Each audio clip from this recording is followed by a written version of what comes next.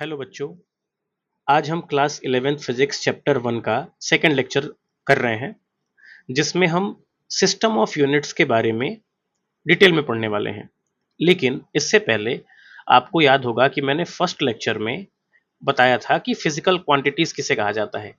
Physical quantities बताने के समय मैंने दो टर्म्स की चर्चा की थी।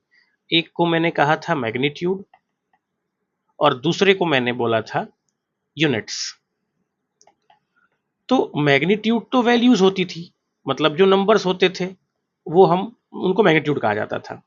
बट ये जो यूनिट्स होते थे वो एग्जैक्टली किसी भी फिजिकल क्वांटिटी को एक्सप्रेस करने के लिए हम कुछ टर्म्स का यूज करते हैं जो कि इंटरनेशनली एक्सेप्टेड होते हैं।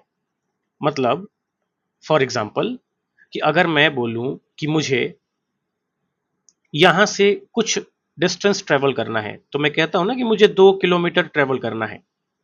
तो इस पूरे दुनिया में कोई भी इंसान इस बात को ऐसे ही एक्सप्रेस करेगा कि मुझे 2 किलोमीटर चलना है या फिर उससे 2 किलोमीटर चलना है। तो ये जो किलोमीटर है ये क्या है? ये यूनिट है।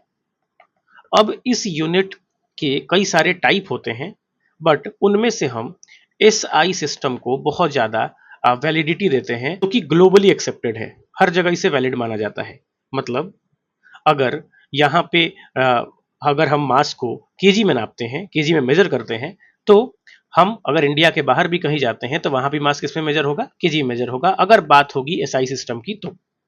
ओके। अब आपको याद होगा पिछले लेक्चर में हमने फंडामेंटल क्वांटिटीज को भी समझा था, जिसको हम और ज्यादा फर्दर ब्रेक नहीं कर सकते थे। ये आपको पिछले लेक्चर में समझाया गया था। तो जो फंडामेंटल क्वांटिटीज होती हैं वो एग्जैक्टली 7 टाइप्स की होती हैं, जिसमें आप स्लाइड पे देख पा रहे होंगे। जिसमें से पहला फंडामेंटल क्वांटिटी क्या है? लेंथ। लेंथ की जो यूनिट होती है मीटर, और इसको हम किससे डिनोट करते हैं? सिंबल इसका क्या है? Small M. अगर हम बात करें मास की, तो मास की यूनिट होती है किलोग्राम, और इसको हम सिंबलाइज करते हैं केजी से। टाइम की यूनिट होती है सेकेंड, सेकेंड को हम डिनोट करते हैं स्मॉल एस से। टेम्परेचर की होती है केल्विन, केल्विन को डिनोट करते हैं हम के से। Next electric current, electric current की यूनिट होती है एम्पियर, इसको डिनोट करते हैं हम ए से, कैपिटल ए से।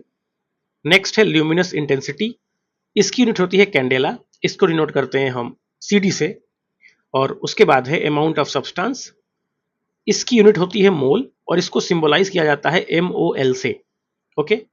अच्छा, अब इनके अलावा कुछ सप्लीमेंट्री यूनिट्स भी होती हैं।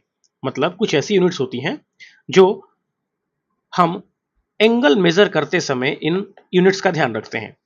तो देखिए, एंगल एग्जैक्टली दो तरीके से मेजर होता है। एक 2D स्पेस में, 2D स्पेस का मतलब हो गया जहां पे केवल लेंथ हो और ब्रेथ हो, और एक एंगल मेजरमेंट होता है 3D स्पेस में।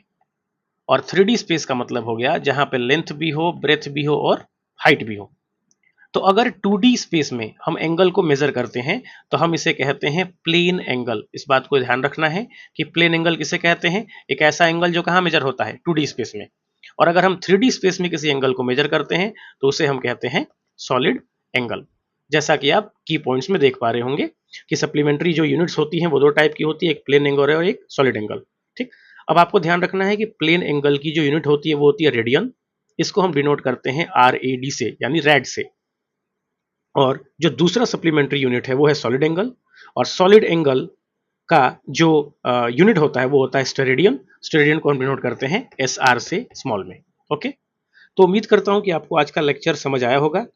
आज के लेक्चर में हमने सिर्फ और सिर्फ फिजिकल क्वांटिटीज, जो फंडामेंटल क्वांटिटीज थी उनकी, और उनके उनसे रिलेटेड क्या क्या उनकी SI यूनिट हो सकती थी, हमने उसकी चर्चा की।